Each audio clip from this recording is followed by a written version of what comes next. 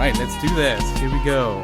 Welcome to the podcast. This is the podcast where we talk about film editing. We take a look at a scene, an iconic scene like today, see if we can learn something, apply it to our own work, and maybe it could be helpful to you as well. With me today, as always, is Tyler. Tyler, how are you doing? Good. I always wait for 8 episodes now for you to actually introduce yourself. And I don't know why I keep thinking you're going to listen to one and figure it out, but we'll get it next week. Let's not fix it now. We got to just keep no backing out. Yeah, I'm not going to do it. I was asked an important question by you, which is how are you doing? Which feeds right into something we want to talk about, which is I was really sick last week, still have the stuffy nose this week on top of being incredibly busy, so that's always nice. And we had that amazing screen recording piece made for us by Dennis, and I can't help but feel like I ruined it just because of my nasal congestion, and I'm definitely wasn't able to fix it for this week, so I apologize to the listeners. Yeah, you sound fine to me, but let's talk about Dennis. Dennis did something really amazing, and I really like when somebody has an idea, does it, and follows through. And Dennis emailed us last week. He basically said, hey, I have an idea in terms of make it more understandable when you're analyzing those scenes. Just give me a screen recording of whatever you're analyzing, and I'll try and sync it up. I'll cut something together with the actual recording or part of it. And he did, and he sent it over, and we put it on Patreon. And people seem to really enjoy this. Thank you so much. We do really appreciate it that somebody is doing things on their own and creating something that's beneficial to everybody. And he went a lot further than just the clip. Dennis also found the entire film on Netflix and used stuff that we weren't even using to enhance it. So it's actually a great improvement. It actually made me understand the clip even better by hearing us and seeing it as opposed to talking and seeing it. True. You helped us all, Dennis. Then we also have Larry on Patreon is also interested in taking a shot at messing with the music that was used in Peter Rabbit in last week's episode to see if he can improve on it, and I really look forward to that. Sounds like he has a good approach that I want to see. Oh, that's awesome. I didn't even see that. Very cool. So, Sven, I want to ask you about something that you posted. Yes. So you're going to be talking about editing thrillers, editing the thriller genre, and you're doing it with the film Searching. Who are you doing that with? That's right. I got contacted by somebody from the production, and she said, hey, we want to invite you to the screening of the film. That was a couple of weeks ago when the film premiered. And would you like to interview the editors? And I'm like, yes, but you should look at my channel. And what I really like to do is look sort of over their shoulder as they're cutting. Would you be open to the idea that I just come over and they open up the project for me on their Avid or whatever they're cutting on? And then we go through some scenes. And she was so excited when she realized that that's sort of the format. And apparently they're really excited about being on This Guy Edits. And we're going to talk about thriller. We're going to talk about all the visuals. I've seen the trailer so far. It looks amazing. It seems like the story is told just through screen recordings. And I'm going to see the film tonight in the theaters. Oh, well, yeah. I can't wait to hear what you think of it. Not only is it a studio film, which is like taking it to a new level for the channel, it also won the Sundance Audience Award, and it has a 93% score on Rotten Tomatoes, so that must be a really good film. All right, well, very cool. Now, speaking of exciting films, do you want to talk about this week's exciting film? Yes. That we're going to be talking about? Yes. I hinted last week. It's a surprise, and I wasn't told. It was supposed to be a surprise. Yeah, but the listeners already know because it's going to be in the title of the podcast. I know. I was thinking about that. You hyped it as a surprise last week, and then we kind of just slowly realized throughout the week, everyone's going to know. I have a weird relationship with Prince of Tides where it's one of those movies you hear about all the time, but it's somehow evaded me. So I have very little knowledge of anything about it except that there might be a therapist in it somewhere. And I know a lot about movies, and it's one of those weird ones that you always hear about, but somehow has evaded me. So it's kind of like this weird dark spot in my movie knowledge. You gotta see it. Oh, no. It is in my top 3 of my favorite films of all times. Wow. It is my favorite dramatic film in terms of the characters and the story. There's nothing like it for me. I think it's really a great film. And okay, I was going to show I looked around. I was going to show the scene. There is a traumatic event that happens to the main character. I'm not going to reveal what it is here, because if you haven't seen the film, don't let anybody spoil it for you. Just experience it. And that scene is actually online, and it would have been a really awkward conversation for us to have to go through that. It's so traumatic. You think 12 Years a Slave was hard to talk about. This is a whole different level. Oh. Instead, I was going to do a pretty normal scene. It's the scene that's called Dad Gets Dog Food. And what I really like about it is because it really signifies how they are dealing with flashbacks. Most of the actual story is being told in flashbacks, and that can be really hard for the audience to go through. You're never really there. It feels like you're always like jumping back in time, and then you're in the present again, and this back and forth where it pulls you out of the movie. But I think they did it perfectly. It didn't hurt them at all. The film was nominated for several Academy Awards. And I want to say that Barbra Streisand won for directing. She directed this one. Definitely nominated. Huh. It stars Nick Nolte and Barbra Streisand. It's a 1991 American romantic drama film based on the novel of the same name by Pat Conroy. It's a story of the narrator's struggle to overcome the psychological damage inflicted by his dysfunctional childhood in South Carolina. The film was nominated for 7 Academy Awards, including Best Picture, but lost the award to Silence of the Lambs. And I have to say, Nick Nolte's performance, he's the main character in it, is just great. He plays like a football coach from South Carolina, the way he talks, the accent, and then he finds himself in New York City with a shrink, which is played by Barbra Streisand, and he did an amazing job. I'm just going to watch the movie now. I changed my mind. I want to see it before we do this. Okay, let's come back to it then tomorrow. Yeah. No, let's go from the top. So I picked this scene because I thought it might be a nice way to talk about flashbacks. So because the main character is from South Carolina and his dad was a fisherman, he has this relationship with food, especially seafood. And he picked up some shrimps from the farmer's market in New York. As he's preparing the food, he's remembering the times at home. And that's sort of where the scene picks up. I'm excited to see it. What time code are we at on the clip? We're just going to start at the beginning, at 00. Okay. The way we do it is we actually have a link of the YouTube clip. So somebody uploaded this on the internet. It's publicly available. We're going to play the clip and you can watch along. Or if you're on a run or on a commute and you don't have access to the actual footage, that's fine too. The way we describe it and so on, hopefully it's going to work for you as well. You let us know. So I thought since you haven't seen the film, how about you describe what's going on and then we'll talk about it in more detail. Lord. I think this is... I love that's the same reason that I did the last one because I had seen it. I was just thinking... So Tyler, since you haven't seen the film, I'm going to walk you through it, but feel free to jump in. In 3, 2... So we're at the farmer's market. He's picking up some shrimps and we're cutting straight to him in the kitchen. And this is the first time where we hear the flashback. Shrimp Newburn. For Christ's sake, Lila, it's got wine in it. Butter. It's elegant food, Henry. And it's going to get me into the Carleton League. And his dad is refusing this new cuisine that Mom is trying. She wants to be with the fine people. Why do you want to join anyway, Mama, if they don't want you? Of course they want me. They just don't know it yet. You see, even the dog won't eat it. Dad, who's like this rambunctious, abusive dude, is not happy. I think it's good. Who asked you? Nobody. This is where we meet young Tom. We realize he's kind of like a sensitive boy. He starts crying when What did I tell you about crying in this house? Dad is messing with him. Sit up straight. Come on, sit up straight. You gonna cry now? This is his sister, and they're twins. And the reason why he is in New York is actually because of his sister who tried to commit suicide, and he's now trying to help the shrink figure out what happened. And I'm in. we're still in the flashback, and this is Luke. He's the big brother, and he's the only one that can stand up to Dad. And this is intercut with present time Tom smashing the knife on the garlic, and we're back in it, into the flashback.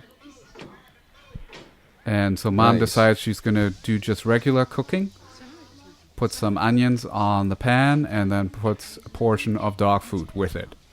because she has nothing else in the kitchen because she spent all her money on the fine cuisine. Intercut with present time Tom. Your mouth is hanging open, child. Nice and spicy. Nice. And I like this back and forth here quite a bit. She serves the food as he's saying, I want some American decent food. Now this is food, Lila. And the dog's all jealous. Get up, children.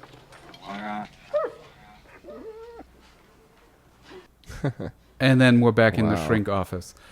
I was going to say, so we're now out of the kitchen in present time, and we jumped the story into the shrink office where we find out that Tom just told that whole memory to Barbara Streisand, the shrink, to help figure out what's wrong with his sister. When I first watched it, I made that mistake, and I only just realized it watching it, but I watched it I guess I clicked on it in the Messenger app to bring it up in YouTube from where you sent it to me, so it was playing in both places. So there was an overlap of the entire scene, a sound overlap going on, but Okay. it fit in this really weird, surreal way, where it seemed like kind of just like an out-of-context weird dream or memory that he was being like haunted by. So I had a very different, but it worked in a weird way, and I was like, whoa, Sven's really going for it this week. How's he going to dissect this? But now actually seeing the scene, yeah, I think I understand what you're going to talk about. Like that time jumping is really cool, and this example of kind of merging past and present where you actually end up. At one point, I didn't distinguish that the shrimp was in the present. I thought that was something the mom was doing on the side. I guess I didn't really follow the scene because of the overlap.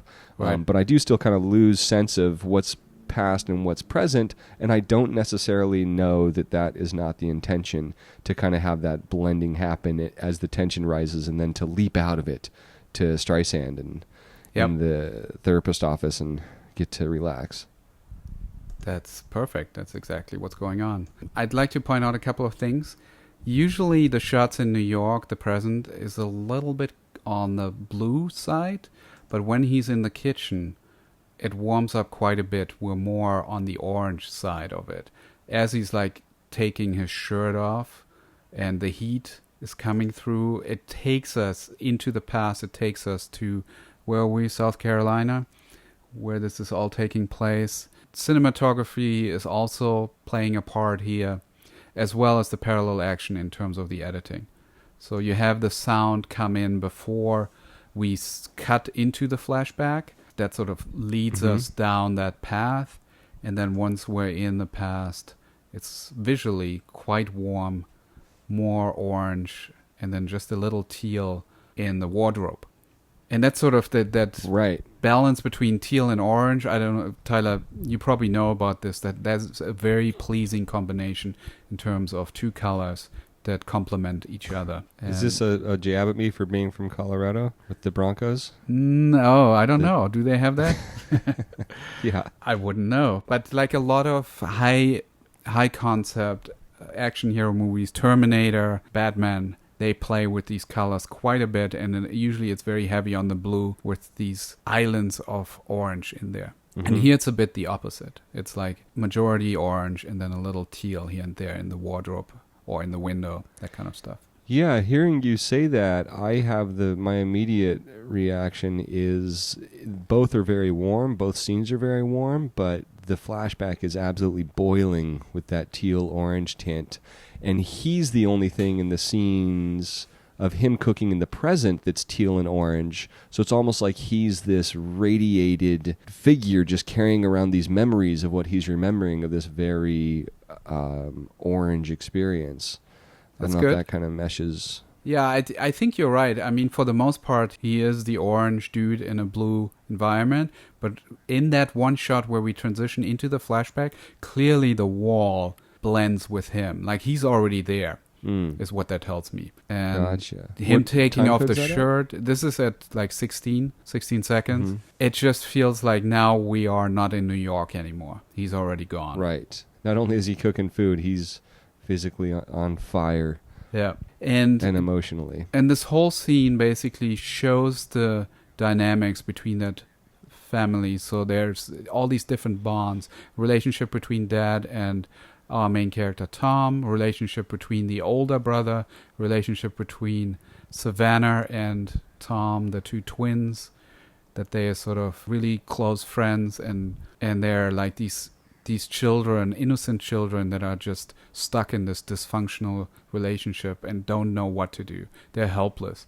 And mom doesn't quite pay attention because she's up in her own world. Like I said, she wants to be with the rich people and she doesn't really understand what's going on. And Luke is the only one that stands up to dad.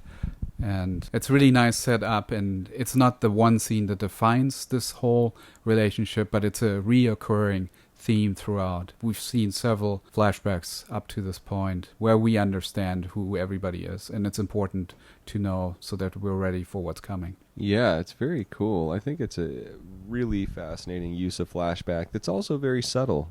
You know, it doesn't seem like a standout, jump out scene, but just playing with that idea of imagery and memories and just kind of reliving this stuff while going through therapy, that time jump is a big deal.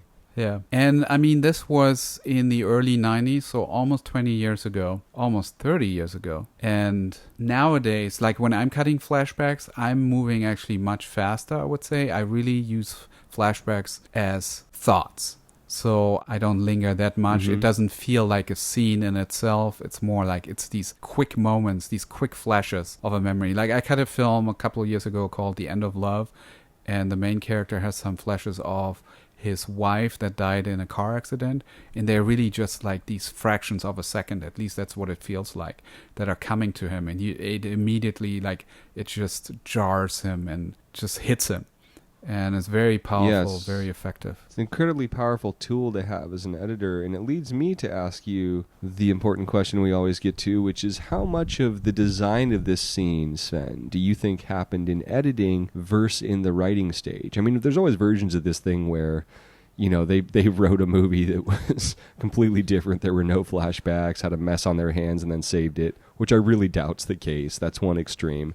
And the other extreme is that it's incredibly detailed, like, say, the recent split screen scene in one of the latest episodes of Better Call Saul, where you know that's all meticulously detailed in the writing process, although it's a very camera technique heavy, editing technique heavy execution. Where do you think this falls in that spectrum? I think I've read the screenplay, so I know that these flashbacks are written into the script at those moments. Right. I don't know if it's in the book. I assume it's very similar in the book. What I think is you have this implied, or you have this idea brought up in the writing, and then when you actually shooting the scenes and you're cutting it in the editing, you play with it. And it could be that you expand upon it, like you cut back and forth way more, or you pull back on it. Just once you've defined the film in the editing, you really try to figure out how much flashbacks can you handle before the audience is going to lose it, or how much do they need to be fully engaged. And I remember that when I did the video on Dunkirk, I saw a couple of interviews with Christopher Nolan and Lee Smith, the editor, and they spoke about how they cut like 10 different versions of how much they go back and forth to, and it's not flashbacks, this is a parallel action, to figure out when is it too much for the audience. And they really cut a version and then they screened it and just felt it and then went back, tried a different approach and screened it again. And then at some point, it's not a real test screenings and where it's like filling out forms and having a discussion afterwards. They just sat with a small group of people that hadn't seen the film to figure out what works, what doesn't. So I'm pretty sure the way it's happened is they planned this, and then in the editing they refined it to the point where maybe they added it to other scenes, or they went much bigger than they originally intended. All that stuff you really only can fully execute in the editing. Yes, that's exactly right. And you find all these opportunities, things you didn't imagine, like, oh, we can just cut quickly to the shrimp here. Maybe they're planning to escalate it in a different way. So I feel like as an editor, this is kind of a gold mine of a scene. And yet it's a fairly restrained, considering how crazy they could have gone with it, it's a very restrained, effective version of that, where the flashbacks don't feel invasive or showy. It just feels right. Yeah, exactly. Let's look at some details to really show that it's not just arbitrary back and forth between these scenes. So, for example, there's a lot of intercutting between the frying pans from the present time and the past as she's preparing the food, and she's like, he's scooping up the shrimps and she does the same thing with the onions. What time code? Let's go to 120. We're fighting, we're cutting to the kitchen. So he's chopping up garlic, and then little Tom is cutting onions. So it's similar action right there. And then somebody's scooping up the onions. I'm not sure whose hands those are yet. It's probably hers. And then we cut back to the dog food being put into the pan. Right. Yeah. And then this is great. So, and then on 149.48, little Tom is putting pepper or spices on top of the onions in the frying pan. And we intercut that as present time Tom is putting salt on top of the shrimps. It's a good plain American meal. So these little things, this parallel action creates meaning. It's like we're making a connection between the present and the past. And that's beautiful. Yeah, and they're literally continuing each other's actions also, which is really fun. And that helps to not pull us out of a scene. It's a continuous narrative arc. That's funny, and it's a funny beat with the dog. That's always a good way to break the tension of that. Yeah, that's sort of the tag. And no, he's not going to go berserk and start killing everyone. And I love the fact that when the scene ends, we don't cut back to Tom in his home eating the food, which would be kind of a fizzle of the scene. No, I'm sure they shot that, but they decided we're just going to propel the scene forward by cutting now to the office as he's finishing that story that he just remembered and now shares with her. This is probably a story that he hadn't really thought about in many, many years. It's now coming up because he has to deal with this. And it's really just foreshadowing what else he's going to remember. Yeah, it's a very cool scene. For me, top 3 films of all times. If you haven't seen it, highly, highly recommend it. Try not to hear what it's about, what happens. Just let it happen. Yeah, maybe we'll come back to another scene at another time. Sounds good, man. Well, also I would just say, it's fun to watch these things and go through it, but it's even more effective if you are actually doing stuff. And I know a lot of people that listen to this are working on things, working on projects, so it's cool to kind of take the things we're talking about, discovering, figuring out, speculating on, and incorporate it into your own work. But if you're not working on anything, you're interested in making films, just go do it. Shoot some stuff, play around with it, get your iPhone out, and have a little fun, because it's so easy to edit nowadays. Why stop yourself? You're clearly interested. Go for it. Yeah, I just saw somebody tweet. Oh, by the way, somebody also tweeted the timeline of Battle of the Bastards, the Avid timeline. How many tracks there are, it's insane. So check out my Twitter, it's on there. Okay, so I retweeted something from Chris Bovey. Never stop editing, even if you're out of a job. Find someone who needs something made, and then make it. Always be delivering. Always be humble. It's a muscle memory and a mental memory that will get lost, so fight daily to keep it. I thought that's so appropriate. The fact that you need to be editing every day, if that's your thing, is super, super important. Very cool. So if you're enjoying the podcast, subscribe on iTunes, subscribe on Spotify, subscribe on Stitcher. Let a friend know about it. You have a filmmaker friend, get them in on the conversation. Send us some clips you want to work on. Throw some comments on Patreon. Thank you to Curtis for the music. Thanks to everybody for listening. For sure. We need a movie for next week. I saw somebody leave a comment that we should take a look at The Womb, the movie. Have you seen it? Yeah. No. The Room? The Womb. That sounds really interesting. We'll send a clip and we'll get into it. And yeah, we'll might take a look at that one. Thanks so much and happy editing. About tweakers. There's no sane zone, so put your head between the speakers. There's no sane zone, so put your head between the speakers. Was a little chaotic, but nothing that editing can save, right? Okay, I'm going to stop recording. Sounds good, man.